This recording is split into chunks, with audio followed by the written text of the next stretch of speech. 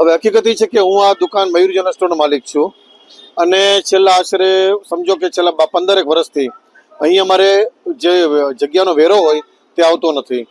અમારા ભાગનો જે વેરો છે તે સરકારની પોતાની ભૂલચૂકના લીધે અને પોતાની ગેરરીતિના લીધે અને જેને કહેવાય કે અસમર્થતાના લીધે બાજુની દુકાનમાં જતો રહે છે. તો ગુરબાની જે દુકાન છે બાજુમાં, ગુરબાની પરિવાર તેના માલિક છે, તેમને ત્યાં વેરો જતો રહે છે.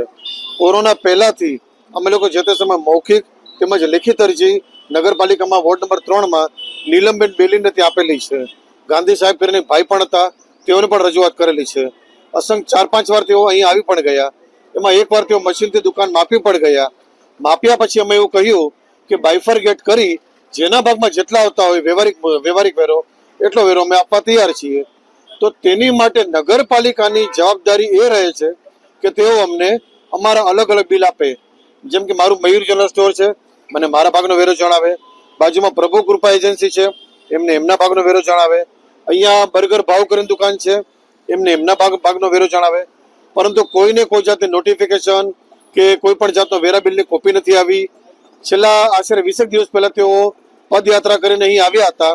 આવીને એવું કહ્યું હતું કે તમારા લોકોનું અમને રજૂઆત, અમને તમારું વેરા બિલ બતાડો. ત્યારે અમે એવું કહ્યું કે સાહેબ આ મુદ્દો છેલ્લા 5-7 વર્ષથી ઊભો ને ઊભો છે અને જો વોર્ડ નંબર 3ના અધિકારીઓ અમને વેરા બિલ ન આપે કે વેરા શાખા અમને બિલ ન આપે તો અમે વેરો કઈ રીતે ભરીએ? અત્યારે અમે લમસમ અમાઉન્ટ ભરીએ તો તે કોઈ જાતની અમને આધાર મળતો નથી.